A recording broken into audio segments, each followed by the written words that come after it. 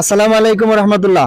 ওয়ালাইকুম আসসালাম ওয়ালাইকুম আসসালাম ওয়া রাহমাতুল্লাহি ওয়া বারাকাতুহু ওয়া মাগফিরাতু ওয়া জান্নাতু। আচ্ছা, ধন্যবাদ।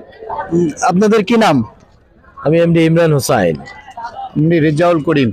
আচ্ছা, আপনারা কি করেন? আমি আছি বাংলাদেশ সুপ্রিম কোর্ট হাইকোর্ট ডিভিশনে অ্যাডমিনিস্ট্রেটিভ অফিসার হিসেবে। আমি ইলেকশন কমিশন মিনিস্ট্রিতে আছি। আচ্ছা, ধন্যবাদ ধন্যবাদ, অসংখ্য ধন্যবাদ। তা আপনাদের জন্য 5টা ধাঁধা আছে। আপনারা যদি 5টা ধাঁধার মধ্যে 3টা ধাঁধার উত্তর দিতে পারেন তাহলে আপনারা বিজয়ী এবং আপনাদের জন্য একটা পুরস্কারের ব্যবস্থা আছে। আমি কি ধাঁধা জিজ্ঞেস করতে পারি? হ্যাঁ, করতে পারি। হ্যাঁ, ইয়েস। আপনাদের জন্য প্রথম ধাঁধাটি হচ্ছে, আপনার ও আপনার বন্ধুর কাছে সমান সংখ্যক আপেল আছে, তার থেকে যদি আপনি আপনার বন্ধুকে একটা আপেল দিয়ে দেন তাহলে আপনার বন্ধুর আপেল আপনার থেকে ডাবল হয়ে যাবে। তাহলে আপনার কাছে শুরুতে কয়টা আপেল ছিল? যদি 6টা থাকে, ওর কাছে 3টা, আমার কাছে 3টা, তো শুরুতে আমার কাছে 3টাই ছিল। এরকম দেখা দেন। আমার বন্ধুর কাছে সমান সংখ্যক, তার কাছে 3টা, আমার কাছে 3টা, সমান সংখ্যক আপেল।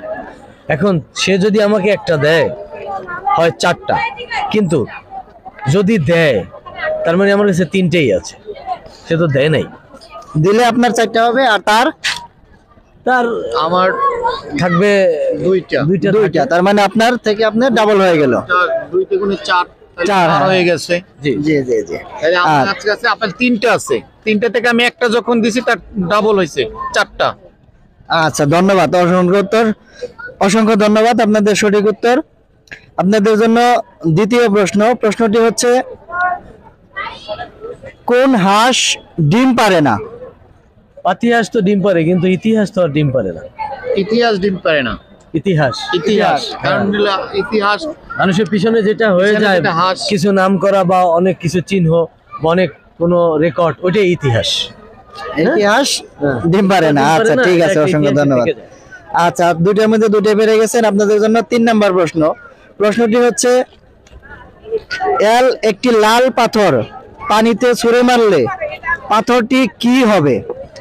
একটা লাল পাথর পানিতে ছুঁড়ে মারলে পাথরটির কি হবে?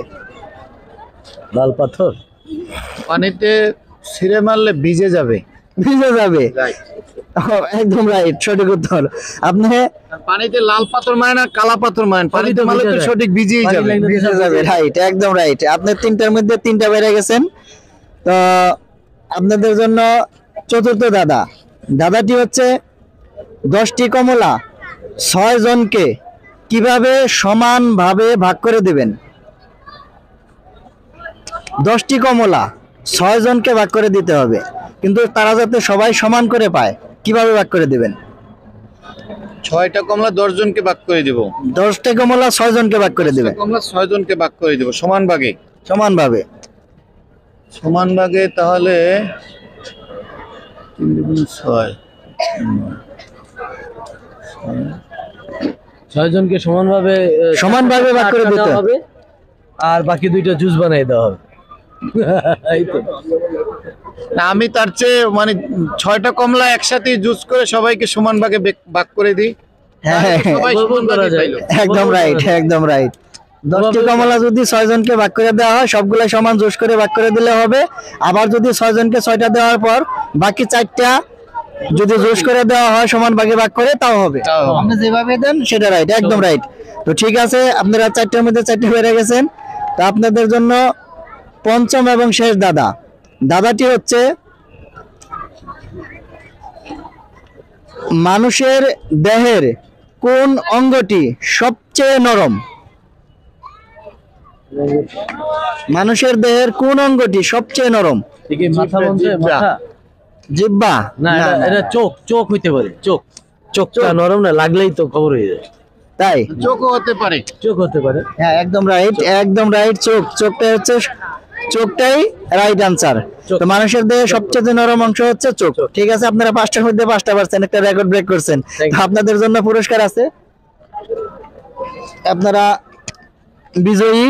আপনাদেরকে এই ছোট্ট উপহার, 2 জনকে 2টা দিতে পারলাম না, 2 জনকে মিলে একটা পুরস্কার দিলাম।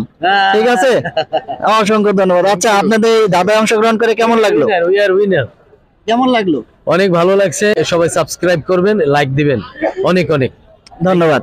আমারও খুব ভালো লাগছে। এবং আমাদের এই আগারগাঁও মেলার ভিতরে এসে এরকমের একটা মানে ওই অনুষ্ঠানে অংশগ্রহণ করতে পেরে খুবই ভালো লাগছে। আচ্ছা, ধন্যবাদ। আসলে আপনাদেরকে আমারও ভালো লেগেছে, আপনাদেরকে অসংখ্য ধন্যবাদ। ঠিক আছে, থ্যাংক ইউ। আল্লাহ হাফেজ।